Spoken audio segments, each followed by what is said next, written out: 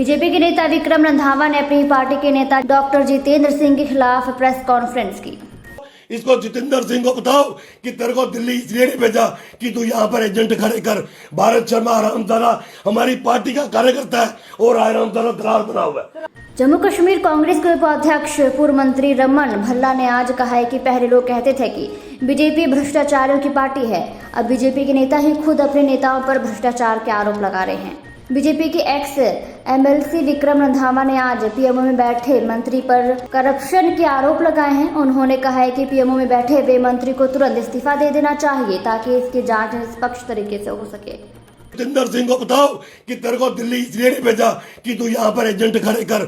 भारत शर्मा हरामजादा हमारी पार्टी का कार्यकर्ता है और हरामजादा दलाल बना हुआ है। सर आप भी तो उसी पार्टी के मैं बिल्कुल कह रहा हूँ, मैं उस पार्टी का लीडर हूँ, आज भी हूँ, डंके की चोट में हूँ और बीजेपी का इसमें कोई रोल नहीं है दलाल पैदा करने में। अब जितेंद्र सिंह ने अगर दलाल पैदा किए हैं तो जितेंद्र सिंह जवाब देगा, विक्रम रंधावा उससे जवाब मांगेगा। लोग जो हैं वो इस चीज़ पे मजबूर यहाँ पे है कि कौन सी स्थिति से जम्मू कश्मीर का आवाम यहाँ पे जा रहा है। उन्होंने बहुत बड़े बड़े खुलासे यहाँ पे किए, अफसरों के नाम भी लिए और बड़े बड़े बीजेपी के जो पीएमओ हाउस में बैठे हैं, एक इंस्टीट्यूशन है, उन्होंने क्या कहा हम उसकी टिप्पणी नहीं करते, लेकिन ये ज़रूर सवाल खड़ा करते हैं कि पीएमओ हाउस में उच्च स्तर में बैठे हुए नेताओं का नाम शामिल है।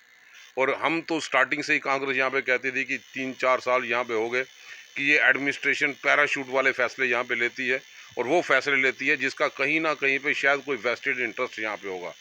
अब तो हालत ये है कि भाजपा के अध्यक्ष को भी जो हमेशा ये कहते थे कि चिंता नहीं करनी हो बैठे ना, मैं उनसे गुजारिश करता हूँ कि आप बैठने की ज़रूरत नहीं, आप खड़े होने की ज़रूरत है और नीचे देखो क्या कारगुजारी यहाँ पे हो रही है ताकि लोगों में कॉन्फिडेंस बना रहे। कठुआ से सटे मगरगढ़ स्थित एनआर उद्योग इकाई में सोमवार को संदिग्ध परिस्थितियों में आग लगी। आग की लपटों को देखने के बाद कर्मियों ने इसकी जानकारी दमकल विभाग और पुलिस को दी। सूचना के बाद दमकल विभाग के फायर टेंडर मौके पर पहुंचे। दमकल कर्मियों और पुलिस ने काफी मशक्कत के बाद आग पर काबू पाया। कर्मियों के अनुसार आग कैसे लगी स्पष्ट नहीं है, लेकिन आग से काफी नुकसान हुआ है।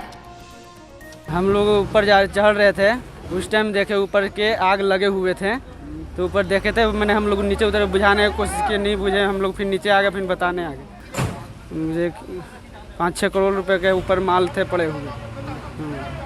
कितने लोग काम कर रहे थे जब ये आग लगी?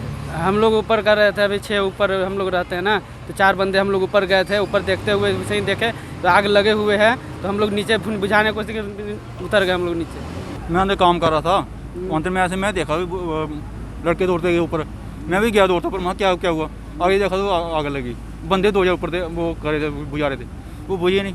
ऐसे काफ़ी माल मूल था। नुकसान आपको कितना हो गया होगा? काफ़ी नुकसान हो गया, काफ़ी माल। फैक्ट्री का नाम क्या है? दिल्ली एंटरप्राइज। उपायुक्त पूंछ इंद्रजीत ने आज संबंधित अधिकारियों की एक बैठक में स्कूल शिक्षा विभाग के कामकाज की समीक्षा की। एजुकेशन डिपार्टमेंट का रिव्यू किया है। इसमें जॉइंट डायरेक्टर एजुकेशन हैं, हमारे सीएमओ हैं और तमाम जेडीओ हैं। इसी के साथ जो फिज़िकल एजुकेशन विंग है, juice service sports officer district के हैं जो वो भी हैं, और स्पोर्ट काउंसिल के जो स्टेडियम देखते हैं वो भी जहां आए हुए हैं। तमाम जेडपीओ भी आए हुए हैं। तो डिटेल जो एक एजुकेशन सेक्टर का रिव्यू है वो किया है, जहां इनके कंस्ट्रक्शंस वर्क हैं, नॉन कंस्ट्रक्शन वर्क्स हैं और सेंट्रली स्पॉन्सर्ड स्कीम्स हैं, उसी के साथ ड्यूटी की स्कीम्स हैं और स्टेट सेक्टर की स्कीम है।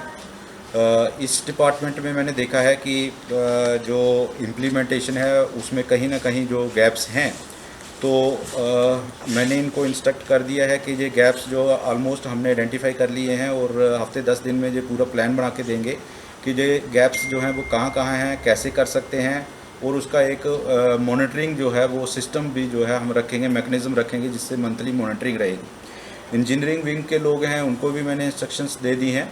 तो इस डिपार्टमेंट में पूरा रिव्यू करने के बाद मुझे ये फील होता है कि यहाँ बहुत काम करने की अभी ज़रूरत है, जहाँ बहुत कुछ करने का जो है वो स्कोप है। बहुत सारी चीज़ें जो हो जानी चाहिए थी वो नहीं हुई हैं। जॉइंट डायरेक्टर साहब जो हैं उन्होंने नया ज्वाइन किया है, तो मुझे उम्मीद है कि अब इस डिपार्टमेंट को जो वो पर्सनली जो है इस हर जगह देखेंगे, हर जगह जाएंगे और इसको मूव करना शुरू करवाएंगे।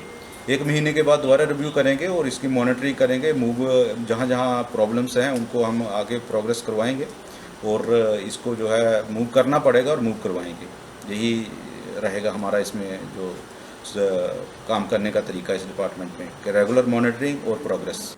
तहसील मेढर के पंच सरपंच एसोसिएशन के प्रधान चौधरी शौकत ने आज पत्रकारों से बात करते हुए जो पंचायतों को सरकार की ओर से फंड्स दिया गया है उन पर सरकार का शुक्रिया अदा किया है और सरकार से मांग की है कि डीडीसी, बीडीसी और पंच सरपंचों को भी पूरी पावर दी जाए ताकि पंचायतों का डेवलपमेंट हो सके। इस पर कोविड-19 की महामारी को देखते हुए उन्होंने लोगों से अपील की है कि वे अपने घरों से बाहर न निकले, मास्क पहने और सोशल डिस्टेंसिंग का ख्याल रखें। जो है वो जदोजहद आपने जारी रखी कि ग्रास रूट से जो है पंचायत राज एक्ट के तहत, उसी कानून के तहत जो है रियासत जम्मू कश्मीर में इसको लागू किया जाए और उसमें जिस तरीक़ाकार से बाकी रियासतों में या बाकी यूटीज़ में जो है वो काम है वैसे ही रियासत जम्मू कश्मीर के अंदर होना चाहिए।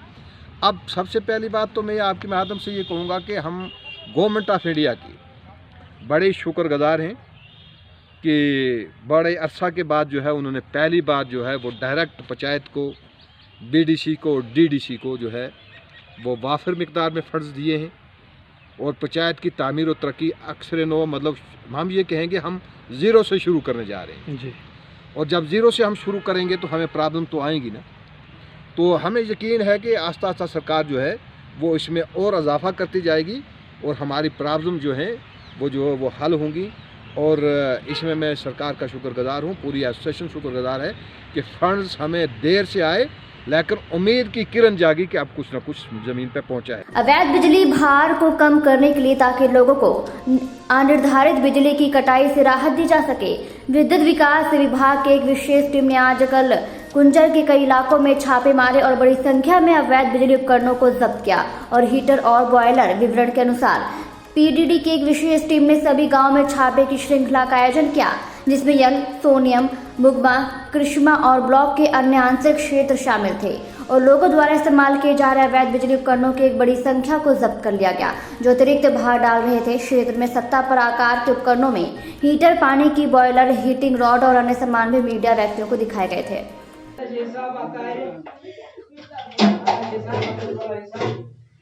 स्वास्थ्य विभाग के अधिकारियों के निर्देशों के अनुपालन में जिला क्षय रोग अधिकारी अनंतनाग डॉक्टर फहीम ने आज 7 दिन की पदयात्रा की।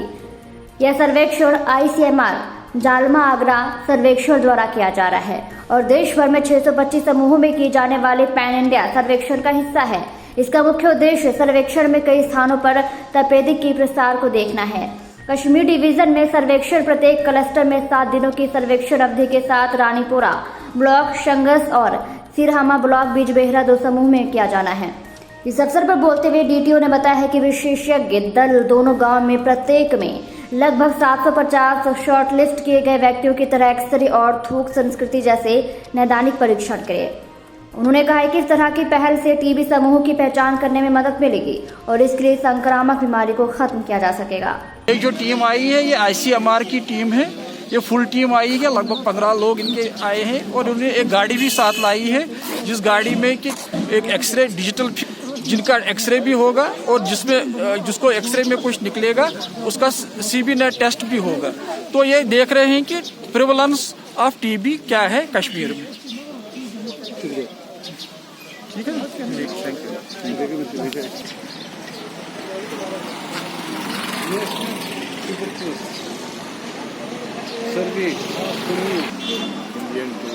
लेफ्टिनेंट गवर्नर बेसर अहमद खान के सलाहकार ने आज संबंधित अधिकारियों के साथ बारामूला जिले का दौरा किया, जहां उन्होंने बारामूला और कुपवाड़ा के उपायुक्तों के साथ 2 अलग-अलग बैठकों की अध्यक्षता की और कई हितधारकों के साथ बातचीत की ताकि कोविड-19 की चुनौती का मुकाबला करने के साधनों और उपायों पर चर्चा की जा सके। हमारे बेसिक कोविड अप्रोप्रिएट मेजर जो हमने इनिशिएट किए उनको समझाने में जब भी आप खुद डीसी बारामूला भूपेंद्र कुमार कई कोविड-19 शमन उपायों के बारे में जानकारी दी और लोगों से सहयोग देने की अपील की। इन्फेक्शन का स्प्रेड तो है, लेकिन साथ ही साथ मैं ये भी कहना चाहूँगा कि हम बहुत ज़्यादा टेस्टिंग कर रहे हैं जिसके कारण ज़्यादा केसेस को हम जल्दी पकड़ पा रहे हैं। और एक और चीज़ जो हमारा बड़ा फोकस एरिया कि हमारे जो कंटेनमेंट जोन्स हैं उसमें टेस्टिंग के साथ साथ हम वैक्सीनेशन को भी प्रोवाइड कर पाएँ। और साथ ही साथ हमारा ये भी एक शुरू से एफर्ट है कि हमारे जो हॉस्पिटल बेड्स हैं, स्पेशली ऑक्सीजन अवेलेबिलिटी वाले बेड्स, उनकी कैपेसिटी को हम बढ़ाते जाएं। और उसका नतीजा ये आपके सामने है कि सोपोर में 1000 LPM कैपेसिटी का एक ऑक्सीजन जनरेशन प्लांट चालू हुआ। एक और प्लांट 1000 LPM की कैपेसिटी का जो मेडिकल कॉलेज में इंस्टॉल हो रहा है, नेक्स्ट 2 डेज़ में वो भी इंस्टॉल हो रहा है।